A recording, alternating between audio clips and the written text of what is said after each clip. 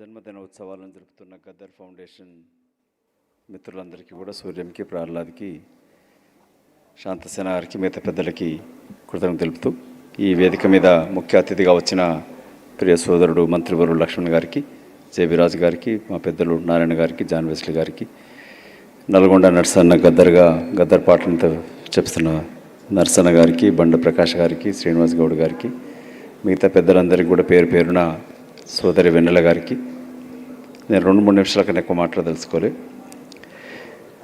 గద్దరన్నతో నాకున్న అనుబంధం 78లో స్టూడెంట్గా వివి కాలేజీలో ఫస్ట్ నిర్బంధం ఎత్తినప్పుడు గొంగలు కట్టుకొని పాడుతున్న సందర్భం పరిచయం అయి తన ఆఖరి క్షణం వరకు కూడా వారితోటి సాన్నిహిత్యం. ఒక సంతోషకర విషయం, నేను సూర్యం కలిసి గద్దరన్న నాకి ఒప్పించి రాహుల్ గాంధీ గారి దగ్గరికి, సోనియా గాంధీ గారికి తీసుకెళ్ళడం జరిగింది.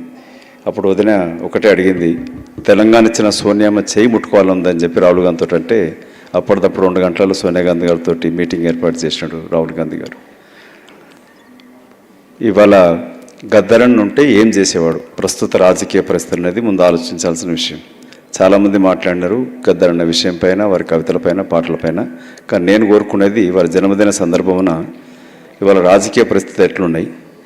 జయరాజు గారు ఇవాళ జెండా పట్టుకొని జాతీయ జెండా పట్టుకొని తన జాతీయత నిరూపించుకోవాల్సిన దుస్థితి ఇవాళ రాజకీయ పరిస్థితులు ఎదురున్నాయి దేశంలో. జాతీయ జెండా పట్టుకొని తిరగాల్సిన అనివార్య పరిస్థితులు వచ్చినాయి. ఇవాళ ఆపరేషన్ కగార్ పేరుతోటి పిట్టలను కాల్చినట్టు కాల్చుతూ ఉన్నారు కేంద్ర ప్రభుత్వం. లేదా గద్దరన్న ఉంటే ఏం చేసేవాడు? నరేంద్ర మోదీతోటి, అమిత్ షా తోటి ప్రత్యక్షంగా వెళ్ళి మాట్లాడే ధైర్యం ఉన్న వ్యక్తి గద్దరన్న. ఆపరేషన్ కగారుకి వ్యతిరేకంగా ఆపమని చెప్పేవాడు. ఇవాళ బతికొని ఉంటే, ఇవాళ గద్దరన్న బతికొని ఉంటే గాదయ్యన్న అరెస్ట్ని ఖండించేవాడు. నక్సలైట్లు ప్రజాజీవితం రమ్మని చెప్తున్న తరుణంలో వాళ్ళు అడవులలో ఉంటేనే కాల్చి చంపుతున్నారు, పట్టణాలకు వచ్చి మాట్లాడితేనే అర్బన్ నక్సలైట్ అని చెప్పి అరెస్టులు చేస్తున్నారు. ఇది ప్రస్తుత నిర్బంధ పరిస్థితులు జాతీయ స్థాయిలో కేంద్ర ప్రభుత్వం అమలు చేస్తున్న తరుణంలో గద్దరన్న ఉంటే ఏం చేసేవాడు, పాట ఎలా పాడేవాడు, లేక బీజేపీ నాయకులను, నరేంద్ర మోదీ గారు ప్రధానమంత్రిని, హోంమంత్రితోటి ఎదిరించి పాట పాడి ఒప్పించే ధైర్యవంత సాహసం చేసేవాడు గద్దరన్న బతికి ఉన్నట్టు. అత్యంత క్లిష్ట స్థితిలో శరీరంలో బుల్లెట్ ఉన్నా కూడా 300 కిలోమీటర్ల పయనించి పాదయాత్ర చేసి తెలంగాణ రాష్ట్ర ఏర్పాటుకు పునాదులు వేసిన వ్యక్తి తన పాట, ఆట, మాటతోటి గద్దరన్న. ఇవాళ ముఖ్యమంత్రి గారికి, ఉప ముఖ్యమంత్రి గారికి తన పాటతో తన పాదయాత్రని, అంటే తెలంగాణ రాష్ట్రంలో తిరిగి ప్రజాస్వామిక ప్రభుత్వం ఏర్పాటు చేయడంలో గద్దరన్న యొక్క పాత్ర అత్యంత చరిత్రాత్మకం. ప్రహ్లాద్ గారు, నేను కానీ, మీరు కానీ వాళ్ళ అధికార పార్టీలో ఉన్నాం, మేము అధికారంలో లేము. అధికారంలో ఉన్న మంత్రి గారు మీకు స్పందించినారు. మంత్రి లక్ష్మణే కాకుండా ఉప ముఖ్యమంత్రి అన్న రేవంత్ రెడ్డి గారు కూడా యావత్తు సినీ ప్రపంచం వ్యతిరేకించిన తెలుగు సినిమా ఇండస్ట్రీ ఎవరి చేతుల్లో ఉంది? అగ్రకుల చేతుల్లో ఉంది. గద్దరన్న అవార్డ్స్ అని ప్రకటిస్తే వ్యతిరేకించినారు, వాపస్ తీసుకోమని చెప్పినారు. ఇవాళ ముఖ్యమంత్రి పక్క కూర్చుంటున్న ప్రయాణిస్తున్న చిరంజీవి లాంటి వాళ్ళు కూడా వ్యతిరేకించినారు. కానీ ముఖ్యమంత్రి రేవంత్ రెడ్డి గారు ఎవడేమన్నా ససేమిరా, Telugu film industry awards Nandi awards కాదు, గద్దర్ అవార్డ్స్ అని పెడతానని చెప్పి పెట్టి చూపించినాడు రేవంత్ రెడ్డి గారు. ప్రభుత్వం నాకున్న సమాచారం ప్రకారంగా పూర్తి కట్టుబడి ఉన్నది. వ్యక్తిగతంగా ముఖ్యమంత్రికి, ఉప ముఖ్యమంత్రికి కూడా, బట్టి విక్రమార్కకు కూడా, నాకు సూర్యంకి బాగా తెలుసు. వారి ఎమ్మెల్యే ఎన్నికల గెలుపు కానీ తన పాదయాత్ర విజయవంతం కావడంలో కూడా ఆఖరి క్షణం వరకు ఆయన పాదయాత్ర ముగించినప్పుడు, బట్టి గారికి పాదయాత్ర ఖమ్మంలో ముగించినప్పుడు ఆ రోజు ఎగిరెగిరి శరీరం సహకరించకపోయినా పాడినడు. అదే రోజు గుండెపోటు వచ్చింది. అక్కడే మన డాక్టర్ గోపీనాథ్ గారి దగ్గరికి వెళ్ళినప్పుడు ఆ స్టేజ్ పైనే రాహుల్ గాంధీ గారిని ఆలింగనం చేసుకొని మాట్లాడాక అప్పుడే తెలుస్తూ ఉండే, సహకరించకపోయినా గుండె ఆగుతుందని అనిపించినా కూడా బట్టి పాదయాత్ర ముగింపులో పాట పాడి కోట్లాది మందిని నిద్రలేపి తెలంగాణలో ప్రజాస్వామ్య ప్రభుత్వం ఏర్పాటు చేయడంలో ఆఖరికి తన ప్రాణం పోవడానికి కారణం కూడా ఆ ఖమ్మం సభనే. ఆ రోజు గుండె నొప్పి వచ్చినా కూడా గోపీనాథ్ చూసి వెంటనే హైదరాబాద్కి వెళ్ళమని చెప్పినాడు.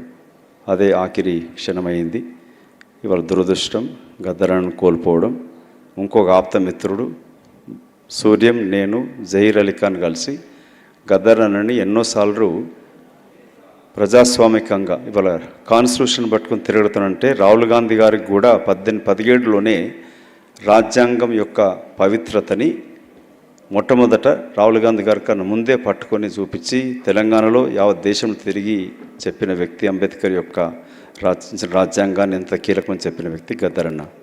ఆఖరిగా ఇంకా సమయం తీసుకోకుండా 2 సూచనలు గద్దర్ ఫౌండేషన్కి. ఒకటి, ఫిలిం అవార్డ్స్ గద్దరన్న పేరు మీద అవుతున్నాయి. రెండోది కల్చరల్ అవార్డ్స్ కూడా. ఎంతోమంది గాయకులు ఇక్కడ వచ్చినారు, వారందరూ కూడా గద్దరన్న పాట పాడుతూ మాట్లాడుతూ ఉంటారు.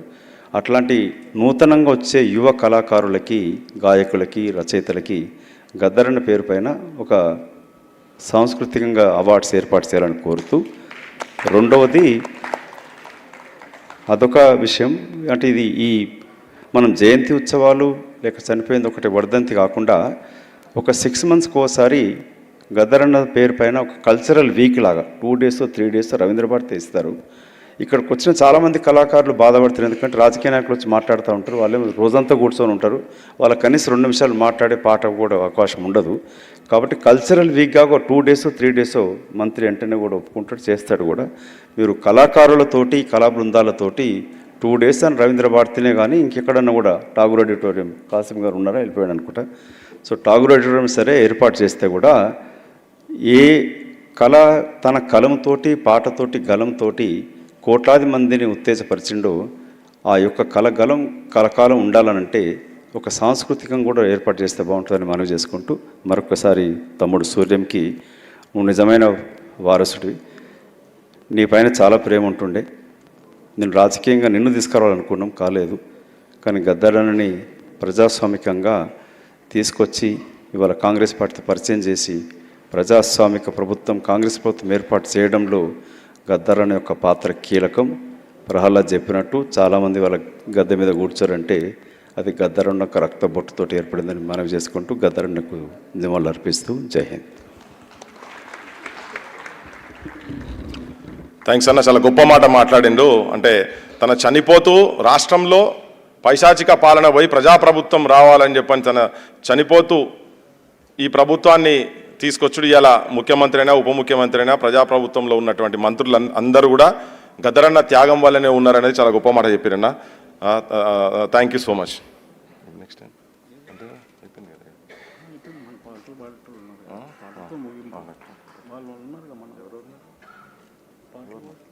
అందరూ